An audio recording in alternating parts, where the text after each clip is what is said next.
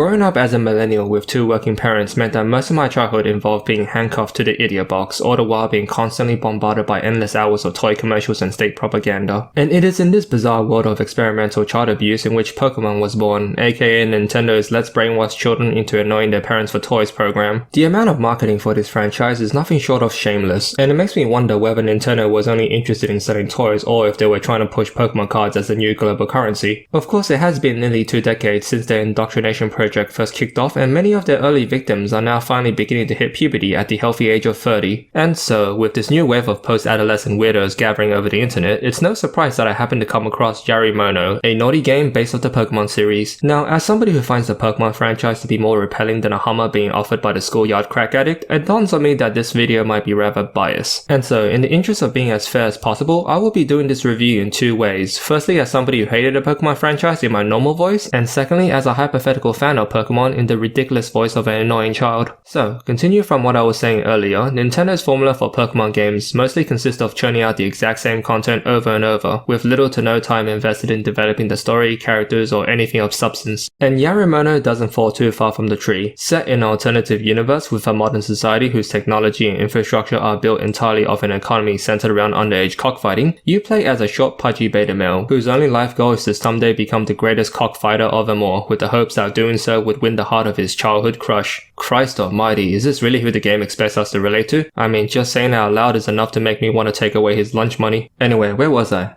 Ah, right. Like most Pokemon games, you're soon gifted with your very first monster and told it's time to become a real man before being pushed out into the world and set with a promising career as a trafficker for dangerous wildlife. Cause remember kids, the first one is always free. Oh, Rusty Jimmies, check out this awesome, naughty Pokemon game that I innocently stumbled upon on the internet. There are over 150 new monsters to be added to my toy collection. Surely that's gonna impress all my basement friends who I definitely have not kidnapped. I gotta say, my personal favorite is Jigglypuff, who's got this special super move that KOs everybody with a single hit. I wish I had that superpower in real life, as it would have saved me a lot of trouble making new friends. Apparently there's supposed to be some sort of super kick-ass tournament where all the really cool kids hang out, and the only way to participate is to make a name for yourself by beating up as many strangers as possible. Sounds like more trouble than it had to be, if you ask me. Not quite sure why the organizers couldn't have just established an official format for its participants to qualify and compete. Like what, did they all forget the basics of setting up a tournament or something? The core gameplay loop of Yarimono is about what you expect from a Pokemon clone, and while the developers did a decent job of mimicking the source material, they never bothered to slap on anything new. You're still stuck with the same old tired formula of wandering around town to town, picking fights with strangers and harassing the local wildlife. And although the game does feature a large variety of unique monsters, there really is no reason to bother leveling up all but a small handful, as the game lacks any strategic depth beyond that of rock, paper, scissors. Yeah, fine, occasionally the game throws in a tougher challenge, but all it's really trying to communicate is that you need to spend more time beating out people weaker than you before the plot can move forward, like a social experiment designed to encourage bullying at public schools. Now obviously we're still dealing with a naughty game here, which means at some point the pretty tank needs to be shoehorned in, and here is where the game kinda loses me. See, as far as I can tell, the main premise is that every time I win a duel, my character brainwashes his opponent into having sex in public. Not quite sure why the rest of the onlookers are completely cool with this idea, or how a prepubescent kid even has the balls to produce the amount of jizz needed to supply an entire town, short of the possibility of being born with an extra pair of testicles. But hey, who am I to complain if in the land of the blind the quadruple bollock man is king? Holy Hermione's nipples! The quality of the naughty content is amazing!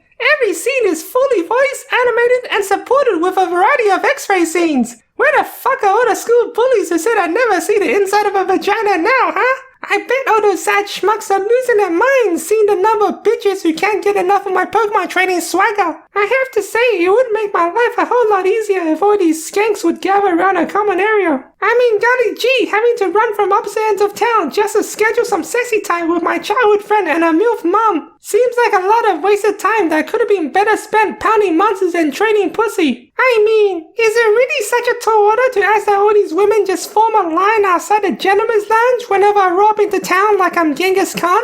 Well, either way, things are gonna get weird around here 9 months from now. The overall art style and animation quality definitely deserves its own merits, though I can't help but notice that the naughty elements simply felt out of place. It certainly doesn't help that the game kills the mood by playing a creepy soundtrack whenever it's time for people's clothes to come off like it's a rejected episode of The X-Files, but the biggest struggle was really just trying to get invested in such a shallow and pointless universe in the first place. And while I do appreciate the writer's attempt to introduce a Matrix-style conspiracy story in an effort to add some drama as well as to make sense of the ridiculousness within the Pokemon universe, I did ultimately find the payoff to be rather disappointing. But credit due for at least trying, as it's certainly more than anything we're gonna get from Nintendo anytime soon. I suppose at the end of the day, one must ponder the simple question that is, would an episode of Pokemon be improved if during editing somebody had added in a bunch of hardcore sex scenes every couple of minutes? And to that I say, sure, why the fuck not? You've already been conditioned to catch all them plushies, might as well pick up all the venereal diseases while you're at it.